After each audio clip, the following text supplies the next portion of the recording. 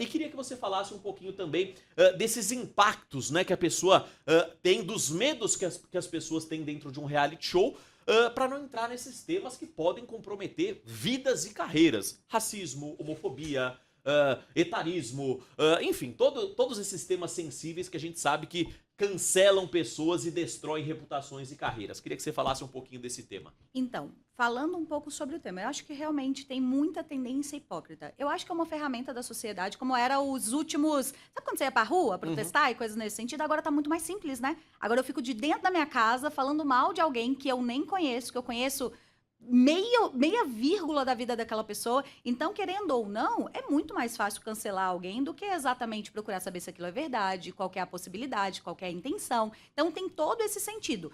Existe o cancelamento que eu acho que às vezes a gente poderia adequar para correr atrás de coisas que a gente acha que seria legal. Vou te dar um exemplo bem interessante que é da Paralimpíadas. Nós tivemos uma Olimpíada super coberta, mas a Paralimpíadas a gente não viu. Não. Então, isso para mim seria legal, essa ideia de vamos fazer um protesto digital, ou seja, esse cancelamento referente a isso, para que essa visão seja feita. Então, para que eles comecem a patrocinar. Então, eu não vou assistir a Olimpíadas, vocês vão passar Mas para a não se Olimpíadas. cancela a causa, se cancela Então, mas você pessoas. pode cancelar marcas, que também são pessoas dentro dessa sociedade digital. Sim. Aí ali seria um cancelamento legal. Mas qual que é o mais fácil? Você falou uma coisa que eu não Mas o concordo. cancelamento de. Já vou entrar, por que você não concorda? Aham. Mas o cancelamento de marcas, ele até tem alguma movimentação. Pô, mataram o cachorrinho no Carrefour, não vamos mais comprar no Carrefour. Isso Sim, dura um dia. Isso dura um exato. dia. O cancelamento de pessoas se estende por muito tempo. E é esse que é o triste, porque pensa só assim, ó, a marca, ela não é um ser.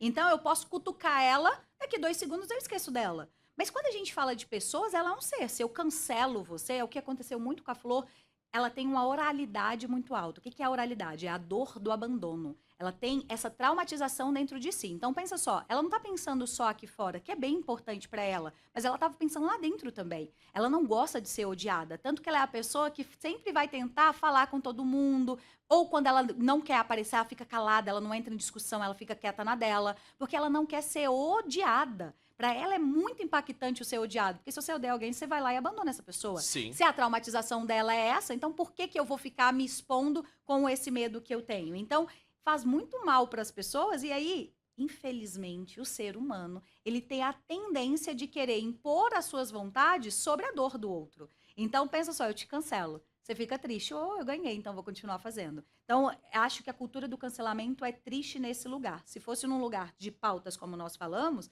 eu acho que é válida, é uma maneira de protesto. Mas sobre pessoas, eu acho que é complicado, porque ninguém é perfeito, né, gente? Ninguém é perfeito. E a Então, pessoa precisa seguir a vida dela. Tudo bem, ela vai ser cancelada, então ela perde emprego, perde os amigos, perde tudo. E como é que ela refaz a vida dela? Porque, né, sim, tem conta pra pagar. Então ela não tem que continuar trabalhando, né? sim. Você não pode cancelar uma pessoa a ponto de, né, fechar todas as saídas para que ela comece, né, uma nova vida, um novo conceito de pensamento e tal. Então é muito complicada essa questão aí do cancelamento. Vamos ver esses dois vídeos, então, né? Pode soltar os dois juntos, aliás. Estão dizendo aí que tem que dar uma maneirada, né, nesse negócio de perseguir o Sasha, senão vão fazer o Sasha campeão. O pessoal tá tendo essa estratégia de dar uma segurada no Sasha. Mas eu acredito que não vai colar. Eu acho que vão botar o Sasha de novo na roça. Pelo menos no Resta 1 eu acredito que ele seja sobra mais uma E vez. não, e a demora para perceber isso, né? A grande Que é maioria das manjado. a grande maioria das pessoas que estavam ali de alguma forma acompanhou o reality show, gente. Toda vez que você persegue alguém, é óbvio que isso vai acontecer, que as pessoas vão acolher. Faz parte do público brasileiro. Quem que a gente gosta? É da malvada que tem casas e não sei o quê numa novela? Não, a gente quer a empregada que tá lá sofrendo, que vai galgar alguma coisa. Então a gente tem a tendência da vítima. Então Mas eles não perceberam cansou muito esse demorado. enredo? E eu adoro o Sasha, hein? A torcida do Sasha não me mata. Eu adoro o Sasha. Aliás, tô na dúvida se eu torço pelo Sasha ou pelo Zelov. Eu ainda não defini. Mas Aham. um dos dois eu quero que ganhe. Mas não encheu o saco esse roteiro do. Ai, o cara é vítima, o cara é perseguido. Tanto é que quando você vai pra um reality show, os coaches dizem: seja a vítima. Procure uma narrativa pra você ficar com o coitadismo e tal. O Brasil nunca vai dar um prêmio pra um cara que joga, pra um mentiroso, pra um grande manipulador, articulador, uma Márcia Fu da vida que fez uma participação incrível, mas não ganhou. O Brasil não vai mudar esse enredo, esse roteiro, é sempre o perseguido. Isso aí já não encheu o saco, Fernanda? A tendência comportamental humana é proteger o outro.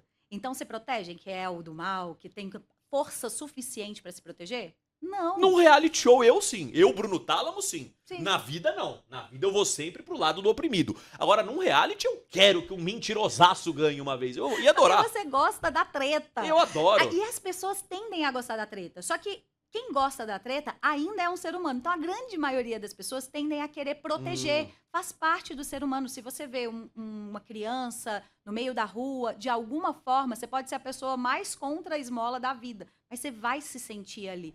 Então, a vítima, infelizmente, ainda é o melhor personagem. Pode ser o carismático? Pode. Por exemplo, o exemplo do BBB, eu não sei se a gente pode falar disso. Pode, à vontade. Pode? O exemplo do BBB, tipo a Bia, por exemplo, ela era carismática, que falava, em algum Sim. momento chegou a ser chata. O Brasil do Brasil. Isso. Mas ela tinha uma população ali. Mas ela não iria ganhar aquilo, porque ela mesmo tendo todo um repertório de vítima para falar, porque ela usava isso em alguns momentos, o do Davi foi muito mais Ele era muito convincente. mais vítima, E né? o Zelov mesmo. O Zelov só chegou nesse lugar porque agora as pessoas estão vendo o Sacha falando sobre... E eu não torço pra ninguém, tá, gente? Vamos deixar claro que eu nem acompanho, então não torço pra Sim, ninguém. né? Porque senão as torcidas já começam. Ih, Calma. você é advogada de tal e Isso, tal. sou nada disso não. Eu nem acompanho. Mas vamos lá. O Zelov começou a ser visto e colocado como principal porque em algum momento houve um grupão, esse grupão atacou ele, então ele ficou sozinho. Injustamente. Então ele ficou aqui sendo vítima, concorda comigo? Claro. É uma vítima que grita, que fala, que não se deixa bater. Mas e não que deixa de fala ser que... vítima. Mas não deixa de ser vítima. Perfeito. Ele criou-se essa preferência de ter uma torcida, foi no início da vítima, não foi agora. Que agora tem um grupão, eles são os maiores, ele tá no poder maior. Não. Criou-se a torcida lá atrás, quando todo um pessoal foi atrás dele. Então, gente, o vítima, infelizmente ou felizmente, vai saber, né? Porque pelo menos mostra um pouquinho de humanidade nas pessoas, vai ser, querendo ou não, o preferido para ganhar um reality. Pode ser que o encrenqueiro vá até o final. Mas muitas vezes ele Mas não na vai hora ganhar. da bolada, o brasileiro dá pro coitadinho. Isso é Claro. folclore já, né? Faz parte aí da Faz cultura. Fomos educados assim em todas as novelas. Como é que a gente não vai ser É, assim? o final o bem sempre vence, o mal que venceu o jogo todo no final ele perde. Que teve as melhores estratégias, que fez as melhores coisas. Você fala, não, ele não pode, tem que ganhar. Então, Só que tem um fomos porém. educados. O campeão é sempre a vítima. Só que quem se dá melhor, quem é contratado pelas emissoras, quem tem realmente um destaque no pós, é geralmente aquele que não vence, mas teve uma participação extremamente marcante. É a Bia, lá A na Fernanda. Rede Globo. A Fernanda, que foi a loba, a vilã e tal, tá Aham. contratada da casa. Aqui quem foi contratada foi a Márcia Fu, não foi a Jaqueline, né? Não foi a Jaqueline. A Márcia Fu que tá brilhando lá no Fuzenda. Então Sim. acho que é isso. O prêmio vamos dar pro coitado, mas o brilho vamos dar pra quem brilhou de verdade. E aí vamos pensar assim, ó, se você olha pro outro e vê que ele é forte o suficiente pra galgar aquilo que ele deseja, pra que eu vou dar o prêmio pra ele? Ele é Também. forte. Então ainda faz a junção ao comportamental da sociedade em geral, porque eu não vou proteger quem é forte. O forte vai conseguir chegar lá e ele realmente consegue chegar lá. Então, eu acho comum de acontecer e acho difícil esse repertório mudar. Perfeito, perfeito. Vamos soltar esses dois vídeos então e na volta a gente continua aqui as nossas análises. Gabi, taca o pau aí. Oi, não gosto. Oi, mas olha. Se continuar assim, ele daqui a pouco vira. A gente dá prêmio na mão dele. As atitudes dele não condiz com isso, Zé. É questão. Tu lembra de um que com você que foi em 10? Saiu. Ele e o amigo, seu amigo, os dois. Tu lembra que foi em 10? Bastou só um encaixe, né? Aham. Pelo contrário, se eu for pra uma roça com o Sacha, eu vou puxar a responsabilidade pra gente. Entendeu? Não vou ficar fugindo. É o seguinte, eu vou querer a resposta do público mediante a estilo de jogo. Qual é o melhor estilo de jogo? O que vocês preferem? E fiquem à vontade. Se for o estilo de jogo dele, jogando todo mundo na frente do tiro, que seja. Manipulando e tudo Que mais. seja, eu prefiro não compactuar com isso. Entendeu? É isso, não vou jogar assim, me fugindo do arroz. Eu vou botar a cara.